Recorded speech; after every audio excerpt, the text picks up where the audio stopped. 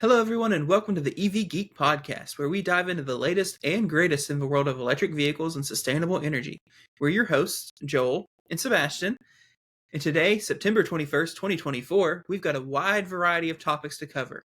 Rivian begins selling used cars, EVs overtake gas cars in Norway, and our headline topic for the week is GM gains access to Tesla Superchargers, in addition to some other stories from the week. Without further ado, let's get started.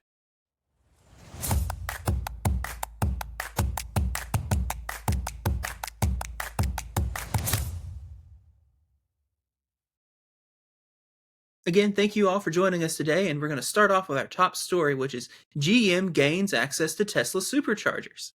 Starting September 18th, GM vehicles officially have access to the Tesla Supercharger network. Of course, it's not all superchargers. It gets into the whole V2, V3, and whether or not Tesla actually allows you to use the V3s and all that jazz. Interestingly, GM is not providing the adapter for free. They instead are charging $225 for the adapter. And it appears that GM is sourcing the adapters from Tesla as well as from Lectron, which is interesting because the current price of the Lectron adapter straight from them is $200. So GM's marking it up at least $25, although I'm sure they're not paying $200 per adapter.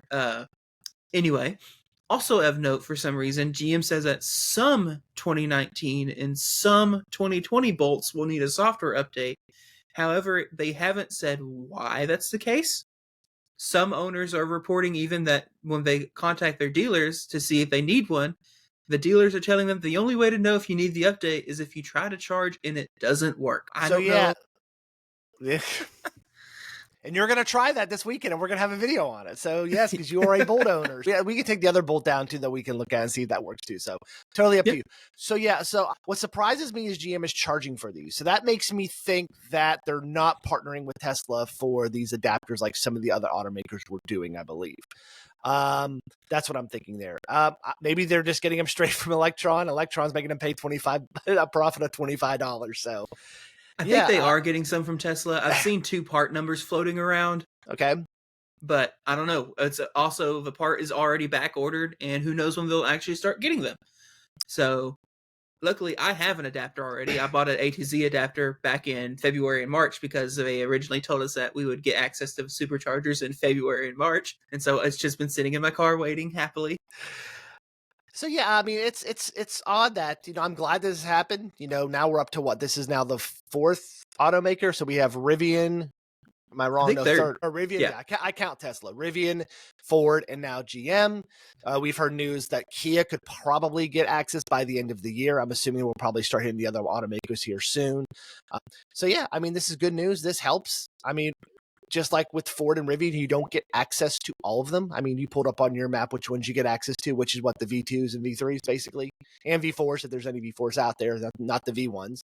So yeah, good news. Hooray. If you're a GM owner, congratulations. Welcome to the club. We have meetings every Tuesday.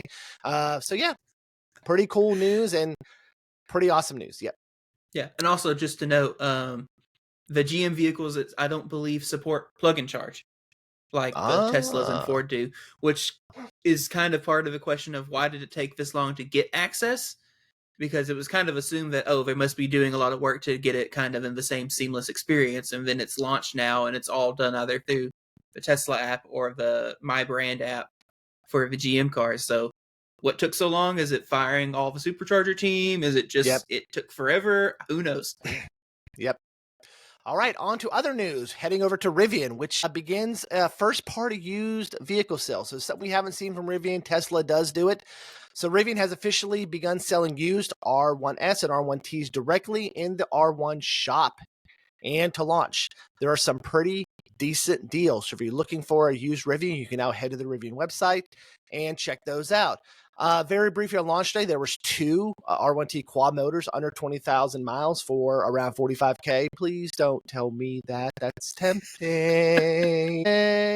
I have read that. I don't know if this is all locations, and Sebastian, you may be able to fill that in. I know it was ones in California, maybe some in Illinois, but I don't know if all locations are able to sell, first-party used cars. With the used vehicles, it's usually easier. There's still probably you'd have to go pick it up, right? They might not be able to deliver in Arkansas, kind of similar to like if you bought a used Tesla from Tesla. But that's kind of my understanding on it, is they'll probably ship it to the nearest service center, and then or Rivian store, and then do delivery there. Yeah, the 2 for $45,000 was a. It's the quad motor. I opened it up, saw it, was like, holy crap, went to show my wife, and refreshed the page, and it was gone.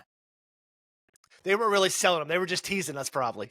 But yeah, I've not seen a R1. I haven't seen an R1T any config that cheap yet, especially not one with that few number of miles on it. Do you remember what year it was? They were, I think, 20s. So they were the launch year, but still quad motor, and I think one had like 9,000 miles on it, and the other had like 12. Yeah, I mean, as in comparison, our friend who is selling a Ford F-150 Lightning right now, Platinum with the extended range, which is, a very nice, truck. I believe that has about 50,000 miles on it, and that's selling for like 48, 49. So not bad in the same area. So yeah, kudos to Rivian. Thank you. Just more ways for us to buy electric vehicles. Yep.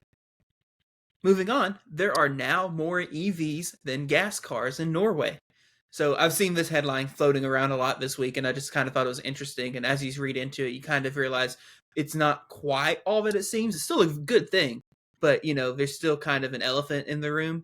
So of the 2.8 million cars registered in Norway, 754,330 are now EVs, and 753,905 are gas cars. Now, you probably have noticed those two numbers don't equal 2.8 million, and that's because diesel cars are still the highest registered in the country, right at under 1 million vehicles. But the number is dropping rapidly.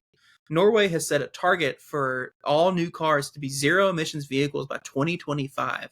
And in August, EVs made up 94% of new registrations in Norway. So it's pretty cool. I mean, this has kind of been those Norway and I believe Sweden and a couple other countries up there have been trending this way for a little while now, but it's cool to see it, really progress and get to this point, and maybe a little glimpse at what might eventually come to the US. Who knows? Only time will tell. So yeah, we've all read articles where we've seen Norway just killing it with EV sales, and we all hear, can EVs charge in the wintertime? Well, go to Norway. They don't have any issues there with EVs charging in the wintertime. Yeah, I mean, this is pretty great news. We all know Norway has been kind of leading the charge over there. It seems that the Eastern European companies, a little bit more than the Western European companies, have a tendency to have a greater EV sales. So fantastic news. We just recently did an interview with a European resident who did talk about EV sales over there, and just how just kind of like every day it is now with charging, everything like that. It makes it a lot easier. Great news from Norway. Hopefully the rest of Europe follows in that path. All right, now back to what's going on over in our lovely country. Dodge Charger, which we talked about a few weeks ago in an episode, has officially opened orders for the Dodge Charger Daytona. So Dodge this week has launched an online configuration tool for the new Charger. Those who take delivery of the new Charger by October 31st, 2024, which is just around the corner, will get exclusive first call content, as well as a VIP experience. And part of the experience is 2 days of performance driving school. I wonder where that's going to happen at. And if that is like, I don't know. Are they going to fly you out? Are they, Are they going to do it at dealerships? I mean, who knows? So so this is awesome. Glad, once again, Dodge, welcome to the club. We meet every Tuesday with your first official EV hitting the road. Yeah. I don't know if you've seen any pictures floating around yet of kind of people have started spotting them, kind of test mules or whatever on the road. There are some angles of the vehicle that look interesting. Really? Nicely. I thought in the press photos it actually looked pretty decent. But there's been a couple test mules going around of the two-door model, and the proportions are interesting. And maybe it's one of those, if I see one in person, I'll be like, oh, it's fine. There's a camera, camera adds 10 pounds, whatever. Yep. But yeah, I'm excited though to see that, there will be another EV model on the road, another place, to get sales, and, and excited to start seeing them on the road and maybe seeing, how do they charge? How good is Dodge's first, or really, I guess it's not Stellantis's first of the U.S. They have the 500e, which we'll talk about later. Yep. But Dodge's first EV attempt, how does it go? So it'll be interesting to spot. Totally agree. Moving on, kind of going back to Europe here, the Cybertruck has an even higher charge peak. In Europe, at the opening of a new 600 kilowatt station, someone with a Cybertruck was able to peak at 404 kilowatts.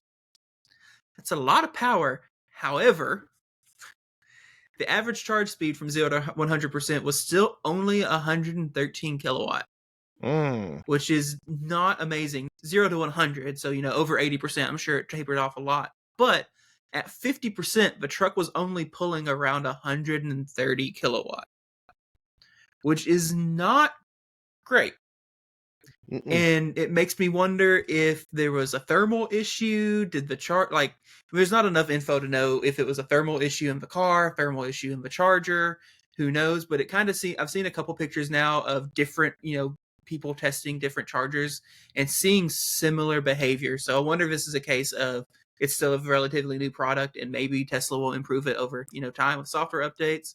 But I don't know. It's just very interesting to have this giant 4680 battery pack, which has not been amazing of the Model Y. No, it hasn't. And that's why they didn't sell it very long. So it's interesting to see now that this other 4680 vehicle might have similar charging characteristics. See, I mean, we kind of noticed that those charging characteristics in the state here. We kind of saw, boom, 20-25% it took off and then just bottoms out. So I don't know. I don't know if Tesla's still being cautious with their batteries, or is it just this 4680 cells that they're making in-house is just not what they thought they were going to be. They're being kind of just, careful with them. I don't know. With a truck that big, it's going to have to charge faster than that. And we've seen videos where, without a spec, they're taking this car on this road trip and the handle just gets, blazing hot, or they have to, cool wrap the handle, which is not recommended, y'all. Do not put cool towels around the handle to increase charging speeds. We're not recommending that.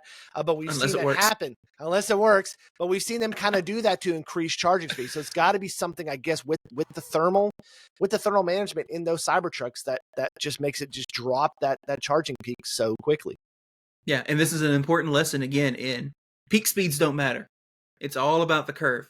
Because, yay, I can advertise that I have a peak speed of over 400 kilowatt, but it doesn't matter if you're only at 400 kilowatt for 30 seconds. Yeah. Yep. All right, so sticking with Cybertruck news, 2 Cybertrucks drove 11,000 miles from Florida to the Arctic Ocean and back. If you're on Twitter or on X or on YouTube, check out Tesla influencers at Teslatino and at Beard Tesla, who both completed the journey recently, driving 2 Cybertrucks from Florida to the end of the Dempster Highway, a 5,500-mile trip one way. Some of the biggest struggles on the trip were lack of charging infrastructure through the Canadian wilderness. I could see that.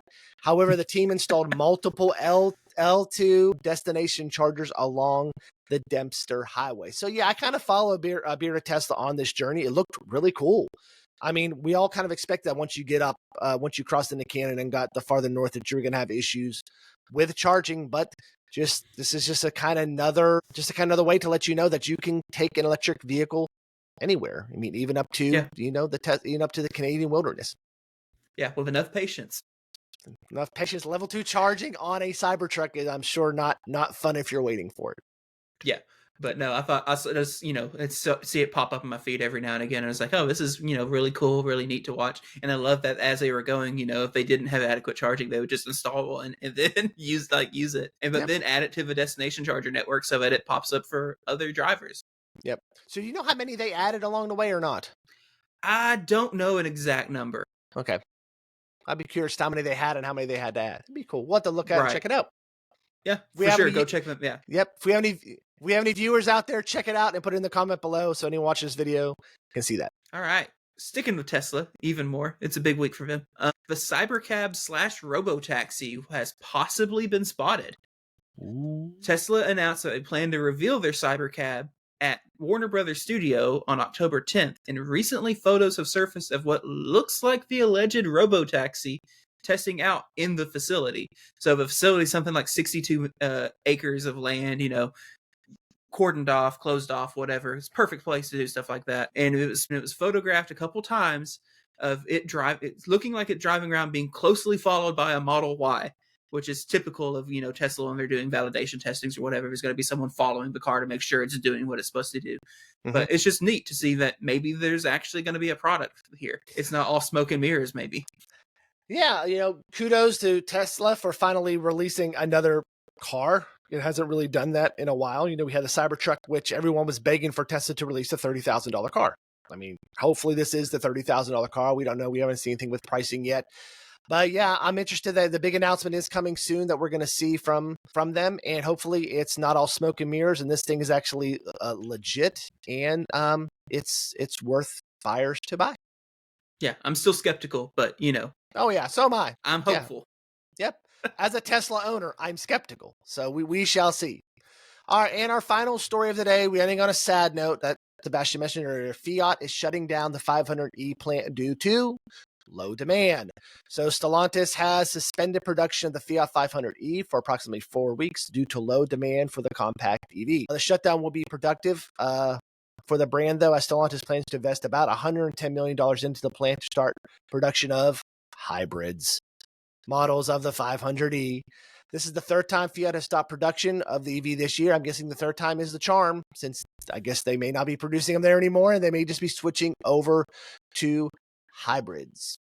So yeah, I think this was in our video we did when we started talking about kind of our least favorite or maybe worst EVs to buy. Yep. It's just, for this one, it's just a hard sell.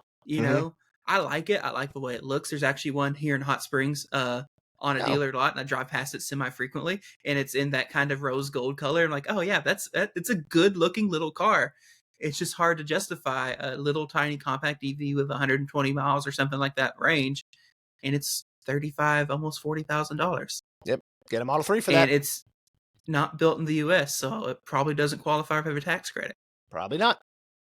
Or you could go buy a Model 3. It's or honestly, you could go buy a Model Y. Like, you could buy, it's different classes of vehicles. It's not a compact. If you really, really want a compact, I guess it's the perfect choice. It's either that or the Mini Cooper. Yep. But yeah, it's not surprising to know it's struggling. Yep.